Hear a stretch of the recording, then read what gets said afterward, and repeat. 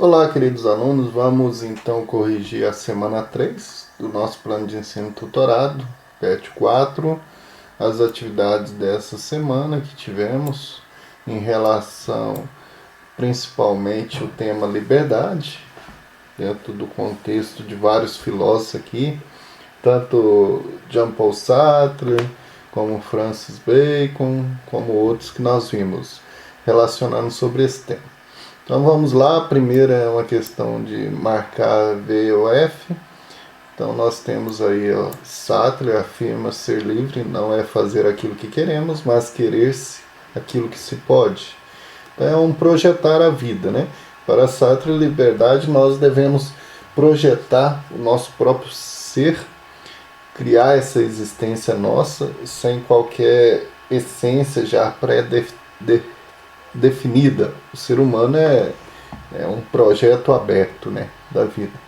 Nós temos aqui as que são falsas, é a primeira e a terceira, porque a primeira relaciona que a escolha é segundo a nossa vontade, a vontade em Sattler, se a gente pensar a vontade enquanto ligado a algo determinado pelas nossas os nossos sentidos, aquilo que determinam o que é a nossa vida. Então o ser livre vai além disso. O projetar, ele não se prende a uma vontade pessoal, vontade única, ou vontade simplesmente movida pelo instinto, né?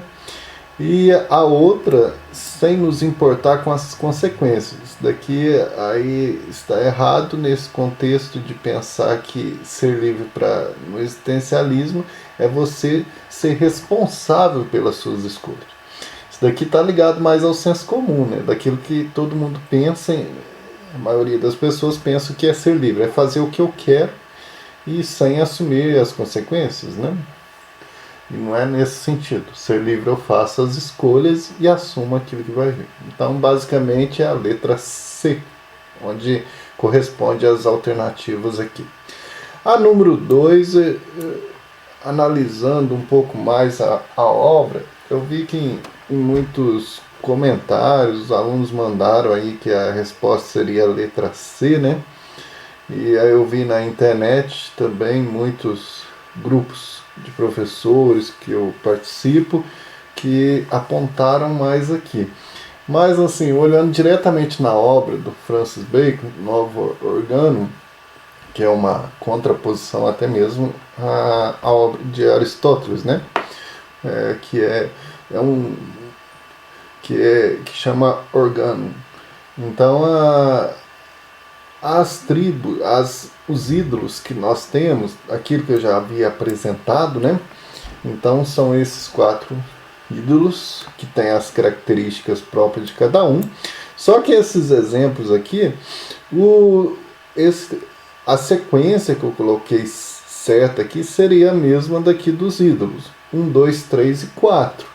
Só que a 1 e a 2, ela é muito assim, não é algo, é um exemplo, né? Como exemplo, ele pode ser visto de maneira diferente. Como aqui, quando eu acho que meu time é o melhor, pode ser algo assim relacionado ao gosto pessoal, à influência de um grupo que está sempre do senso comum daquilo que relaciona lá com a alegoria da caverna, como pode ser os ídolos da tribo, né?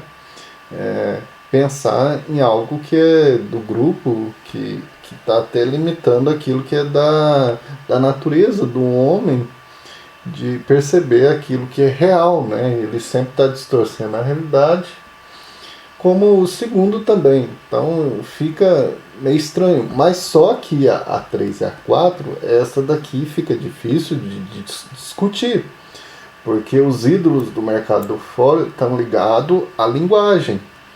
E aqui a fala aqui não é uma questão de comprovação, você vê que é linguagem, porque quando a gente conclui a partir de uma premissa, é claro que se a gente pensar em silogismo, são 2 premissas e uma conclusão, mas a expressão aqui, ela é de forma de de uma expressão lógica, né? De querer falar algo e concluir a partir daquela fala.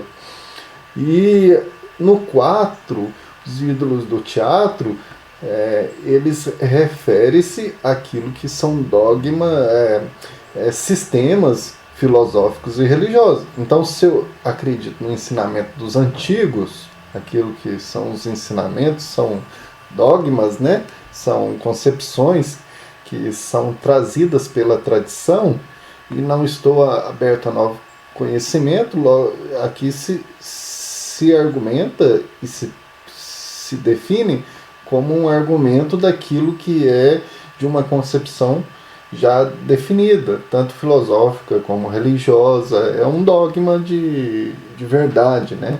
Então alguém diz alguma coisa e ele é uma autoridade, então isso relaciona diretamente com o ídolo do teatro, nenhum desses outros aqui. Então o primeiro e o segundo exemplo é até discutível. Então não há nenhuma das opções aqui que correspondam especificamente a essa 3 a 4, a não ser a letra B, né? Então eu marquei como correta a letra B, analisando um pouco mais cada um desses elementos ligados, né? Na número 3, que não aparece 3, né? Mas eu classifiquei que 3 porque depois dessa não tem uma questão de você olhar pela figura aqui que representa um ídolo, né?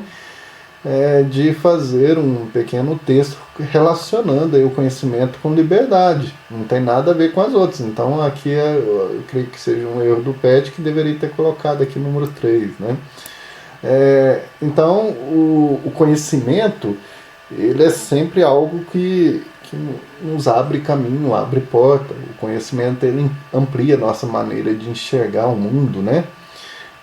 Lá na aula eu falava do pós-verdade, né? Conhecer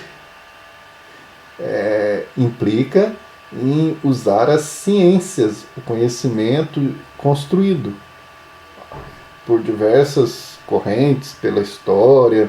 Você pode até desfazê-lo, mas ele não se baseia apenas em crenças. O conhecimento, ele baseia nas ciências, seja ciências humanas, exatas. Quando a gente pensa em ciência, logo a gente pensa só em ciências exatas, né? Aquelas que são comprovadas. Mas são ciências, porque hoje nós temos uma onda de qualquer pessoa que aparece na internet, diz alguma coisa aí, já é uma verdade, é um conhecimento. Não é bem assim. O conhecimento, ele tem método, ele tem todo um processo. Então ele faz a gente enxergar melhor o mundo, faz a gente ser mais livre. Porque se você conhece algo, se você vai fazer uma viagem, um exemplo simples, vai fazer uma viagem, você faz uma pesquisa de como que está o tempo, como que estão as estradas, se há algum tipo de problema, você está conhecendo. Ao conhecer, fazendo a pesquisa, não é por crença, alguém falou, eu acho, não, você fez a pesquisa.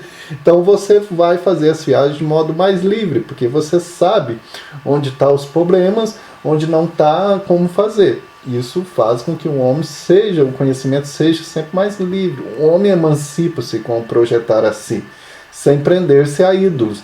Porque os ídolos têm a característica de pés de barros, né? E dependem de forças externas.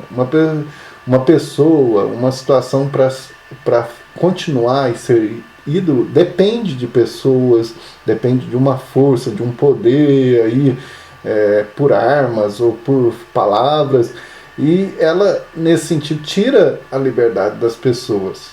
Porque a liberdade, ela baseia-se no conhecimento do mundo, de nós, para perceber onde temos limites e potenciais, né? Os ídolos são meras ilusões em nossa mente. Por que em nossa mente? Porque a gente idealiza uma pessoa pensando que ela tem um poder extra, um poder que vem de algo, né? Mas muitas vezes são meras ilusões, porque aquela pessoa, como até antigamente, até hoje ainda tem gente que acredita que fulano de tal, ele é escolhido por Deus, ele tem a força divina, e depois vai descobrir que a pessoa é um ser igual ao outro, se você conviver, porque quanto mais distante você está da pessoa também, mais você idealiza. E esse idealizar, fazer com que algo se torne um ídolo, vai vai construindo só ilusões, né? Então esses elementos que nós vimos nessa semana ajudam muita gente a pensar um pouco mais sobre liberdade e que possamos aí nos preparar para os outros temas que virão nas próximas aulas. Um abraço e até a nossa próxima aula.